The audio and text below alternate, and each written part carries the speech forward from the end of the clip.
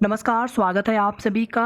Added junior शिक्षक भर्ती high court update को लेकर के बात करेंगे। इसके अलावा नई शिक्षक भर्ती विज्ञापन, UP PSC RO ARO notification को लेकर के और बीडीओ 2018 भर्ती में री एग्ज़ाम की ऑफिशियल आंसर की आ चुकी है, संशोधित वाली।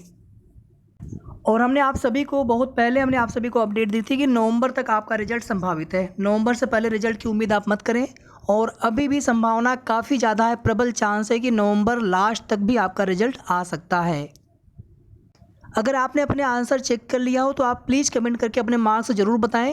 पिछली बार जितनी कट ऑफ गई थी लगभग उसी के आसपास या फिर थोड़ा सा कम रहने के चांस है इस बार की cut off final merit list. बाकी डीबी की कट ऑफ थोड़ी सी कम रहेगी। नॉर्मलाइजेशन हुआ है, नंबर थोड़े से कम या ज़्यादा होंगे, या नॉर्मलाइजेशन हो करके ही आपका रिजल्ट आएगा डीबी के लिए। इसके बाद देख लीजिए, UP PSC RO ARO notification कल जारी होने के चांस लगभग 100% है, प्रबल संभावना है। केबीएस पीआरटी का भी रिजल्ट आप देखेंगे, कई दिनों से ये होता है कि आज डिक्लेयर होगा, कल डिक्लेयर होगा, लेकिन अभी तक बिल्कुल कंफर्म नहीं हो सका है। लेकिन UP PSC RO ARO notification आज कल में आने की उम्मीद पहले से थी, तो आज तो आ नहीं पाया, बट कल आने के चांस प्रबल है। पूरी संभावना है कि कल आपको नोटिफिकेशन देखने को मिल जाएगा। पदों की संख्या आपको लगभग 275 के आसपास, और प्री एग्जाम से पहले तक पदों की संख्या आपको लगभग 400 के आसपास तक देखने को मिल सकता है। प्री की तैयारी आप सभी स्टार्ट कर दें। और आप सभी जानते हैं जीएस के 140, हिंदी का 60 क्वेश्चन भी, जो 6 टॉपिक होते हैं हिंदी के, जहां से आप अगर कोशिश करें, अच्छे से मेहनत कर लें, तैयार कर लें उस टॉपिक को, तो 60 में आप 55, 56, 57 तक भी मार्क्स ला सकते हैं। बाकी जीएस का 140 में से जितना आप नंबर लेके आ सकें, और कम से कम ओवरऑल आप 150 का टारगेट मान करके चलें। बाकी पेपर का लेवल और प्लस माइनस थोड़ा बहुत होता रहता है, कट ऑफ इतनी नहीं जाती है पिछली बार की, लेकिन फिर भी आपको थोड़ा सा टारगेट आपको अच्छा मान करके चलना है। इसके बाद देखिए, नई शिक्षक भर्ती की बात कर लें। उत्तर प्रदेश में कोई भी उम्मीद नहीं नजर आ रही फिलहाल में भी। अभी आपने बेसिक शिक्षा मंत्री जी का बयान भी देखा होगा, आज के न्यूज़पेपर में भी दिया गया है। फिलहाल में कोई योजना ही नहीं है, और जो भर्तियां अभी पहले की है वो भी नए आयोग के इंतजार में भर्तियां लटकी पड़ी हैं। चाहे पुराने वाले जो भी पीएनपी की तरफ से जो भी भर्ती परीक्षा करवाई गई थी, जूनियर एडेड हाई स्कूल शिक्षक भर्ती, ये भर्ती भी कहीं ना कहीं हाई कोर्ट के मैटर होने की वजह से पूरी नहीं हो पा रही है। लेकिन इसी के साथ बिहार में टीआरई 2.0 यानी एक तो हो चुका है, जो दूसरी बहाली आने वाली है। पदों की संख्या भी ठीक ठाक है, पेमेंट भी ठीक ठाक है। आप लोग अगर पहली बार अगर आपने आवेदन न किया हो तो इस बार आप आवेदन करें, तैयारी करें।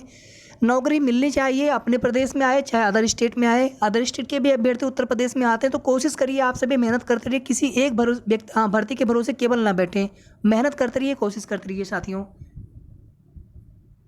यहाँ पर देखेंगे आप तो सृजित किए गए पद के लिए वार्षिक व्यवहार की गणना, मतलब कितना टोटल पेमेंट, कितना टोटल वेतन बनेगा यहाँ पर 6 से 8, 9 से 10 और 11 से 12 के लिए। यहाँ पे आप देख लीजिएगा, नेट सैलरी 45,130, 6 से 8 के लिए, तो सैलरी बहुत अच्छी है। सैलरी के उसको हम कम नहीं बोलेंगे, हालांकि उत्तर प्रदेश की तुलना में तो कम है, लेकिन फिर भी ये सैलरी ठीक ठाक है, अच्छी सैलरी है। अब आगे साथियों यहाँ पर बात करेंगे कि जूनियर एडेड हाई स्कूल शिक्षक भर्ती में हर स्तर से प्रयास होना चाहिए, और हमारा बार बार आग्रह निवेदन होता है अपने संघर्षरत साथियों से, चाहे हमारे संघर्षरत ग्राउंड स्तर पे या फिर लीगल टीम, सभी से आग्रह रहता है कि बिना सरकार की मजबूत पैरवी की, बिना सरकार की पैरवी के मैटर समाप्त नहीं होने वाला है। हम थर्ड पार्टी रह करके कोशिश कर सकते हैं, लेकिन रिस्पोंडेंट सरकार है, बेसिक विभाग है, जवाब उनको देना होगा, पैरवी उनको करनी होगी, तभी मैटर समाप्त होंगे। और केस को लिस्टेड या मेंशन करके अर्जेंसी अपील दाखिल करके, जैसे भी केस को डेट भी वही लोग लगवाए हैं, लेकिन ना तो याची पक्ष की तरफ से डेट लगवाई जा रही, जबकि उनको भी लगवाना चाहिए। कोशिश आप लोग करें कि याचियों को भी लाभ मिल जाए, आपको न्याय मिल जाए। कोई दिक्कत नहीं है, भर्ती उनकी भी थी, जो कुछ भी दिक्कतें हुई एक बार रिजल्ट आने के बाद दोबारा रिजल्ट ना आने की वजह से वे लोग कोर्ट गए हुए थे, या जिनके नंबर कम हो गए थे। इसी तरह से बेसिक विभाग है या फिर शासन है, आप देखेंगे उनकी तरफ से कुछ भी नहीं किया जा रहा है। इसके पहले सुनवाई हुई, ऑर्डर रिजर्व हुआ, लेकिन अनफॉर्चुनेटली कुछ ऑर्डर में आया नहीं, दोबारा से फिर से सुनवाई के आदेश हो गए। इस तरह से होना नहीं चाहिए था। कहीं ना कहीं अभ्यर्थियों को मानसिक पीड़ा के रूप में एक तरह से चीज़ें देखने को मिली है कि इतने महीने इंतजार करने के पश्चात सुनवाई भी हुई, ऑर्डर रिजर्व हुआ, लेकिन ऑर्डर आया नहीं, और दोबारा से सुनवाई की तब से डेट नहीं लग पाई। आप देखिए, जुलाई, अगस्त, सितंबर, अक्टूबर चल रहा है, यानी चौथा महीना चल रहा है, लेकिन एक भी सुनवाई नहीं हो सकी अब तक। तो कम से कम दोबारा से पूरी सुनवाई हो करके दोबारा से ऑर्डर आ जाना चाहिए था। लेकिन कहीं ना कहीं साथियों यहाँ पर एक तो अब आप सभी अभ्यर्थियों की एकजुटता का अभाव, और दूसरी चीज़ है कि यहाँ पर हम केवल और केवल हम ये सोच रहे हैं कि हम बस पैरवी कर लेंगे, मैटर सॉल्व हो जाएगा। नहीं, जब तक सरकारी अधिवक्ता उपस्थित नहीं होंगे, या फिर वो एजी को भेजे, डबल एजी को भेजे, या फिर सीएससी को भेजे, लेकिन सुनवाई करवाएं, पैरवी करवाएं शासन स्तर से। अब देखिए, कल मॉर्निंग में ट्विटर कैंपेन भी रखा गया है। कल मॉर्निंग में ट्विटर कैंपेन भी रखा गया। हम भी आप सभी के साथ पूरा सपोर्ट करेंगे, पूरा सहयोग करेंगे, और आप लोग भी करिए। अभी तक जितने बार भी ट्विटर कैंपेन किया गया, एक बार भी अपना हैशटैग ट्रेंडिंग में नहीं आया है जूनियर एडेड शिक्षक भर्ती के लिए। अब कल देखते हैं कल आप लोग कितना प्रयास करते हैं। कम से कम इतना तो आपको 5-10 मिनट या 1 घंटे का, आधे घंटे का समय निकाल करके कोशिश करनी चाहिए, ताकि आपकी भर्ती प्रक्रिया विलंब हो रही है ये मामला हाईलाइट हो। बाकी सरकार के ऊपर है, शासन के हाथ में, अगर वो संज्ञान लें तो सब कुछ हो सकता है। बाकी हम लोग कितना भी कोशिश करें, अगर वो संज्ञान में नहीं लेते हैं या फिर वहाँ पर कुछ समय और लिया जाना होगा, तो उसमें कुछ नहीं किया जा सकता। लेकिन हम लोग अपना प्रयास तो कर सकते हैं। इस भर्ती के अलावा अन्य भर्तियों की पैरेलल में तैयारी तो कर सकते हैं, चाहे वो टीचर वैकेंसी हो या फिर अदर वैकेंसी हो। कल ट्विटर कैंपेन के लिए आप सभी तैयार रहें। बाकी आज हाई कोर्ट में सुनवाई नहीं हो सकी है, आज के लिए डेट नहीं लगी थी। आज हाई कोर्ट में डेट पहले था 6 अक्टूबर दिखा रहा था, लेकिन आप देखेंगे वो डेट लगी नहीं, कॉज लिस्ट में आया नहीं मामला।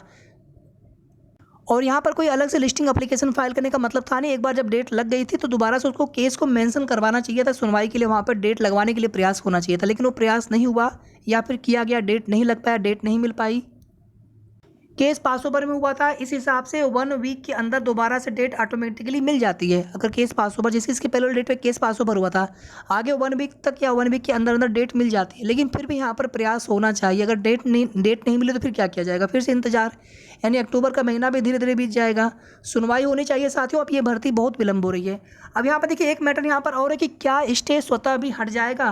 देखिए, जो सुप्रीम माननीय सर्वोच्च न्यायालय की गाइडलाइंस है कि अगर 6 मंथ तक जो स्टे बरकरार है पिछले वाले लास्ट वाले ऑर्डर पर, अगर उसको दोबारा से सुनवाई होकर के या फिर कोई ऐसा कोर्ट ऑर्डर अगर नहीं आता है जिसमें उस स्टे ऑर्डर को एक्सटेंड किया गया हो, उस स्थिति में स्टे ऑर्डर स्वतः समाप्त हो जाता है, स्वतः प्रभाव से समाप्त हो जाता है। ये बिल्कुल सच है ये, लेकिन ये चीज़ें हमें हाई कोर्ट से कन्फर्म करनी होगी।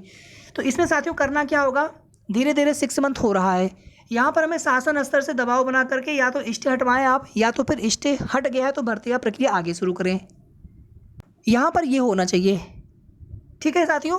और हमारा सभी साथियों से आग्रह है कि आप लोग आपसी मनमुटाव छोड़ करके एक भर्ती के लिए, हमारी भर्ती एक परिवार की तरह हो करके हमें कोशिश करना है। थोड़े बहुत विचारों में मतभेद हो सकता है, लेकिन भर्ती पूरी होने से सभी का फ़ायदा होने वाला है। तो भर्ती पूरी कराने के लिए चाहे कोर्ट में पैरवी करनी हो, चाहे शासन स्तर पर दबाव बनाना हो, या स्टे स्वतः अगर हट जाता है, क्योंकि ये प्रोसीजर है, ये चीज़ें हैं माननीय सर्वोच्च न्यायालय के, ये नियम है, गाइडलाइंस, ये रूल्स हैं उनके। तो यहाँ पे बिल्कुल ये हो सकता है, लेकिन इसके लिए शासन स्तर को या शासन को, सरकार को, बेसिक विभाग के अधिकारियों को कोशिश करनी होगी। अगर उनको भर्ती आगे बढ़ानी है तो यहाँ पर स्टे वाली जो भी चीज़ें हैं उनको क्लियर करें। स्टे हट चुका है तो भर्ती प्रक्रिया तुरंत आगे बढ़ाएं। अगर अभी नहीं हटा है तो उस स्थिति में सुनवाई करा करके स्टे को हटवा करके भर्ती प्रक्रिया शुरू की जाए। जो भी याचिकाकर्ता हमारे भाई बहन, उनके साथ भी न्याय हो, उनके खिलाफ कोई नहीं है।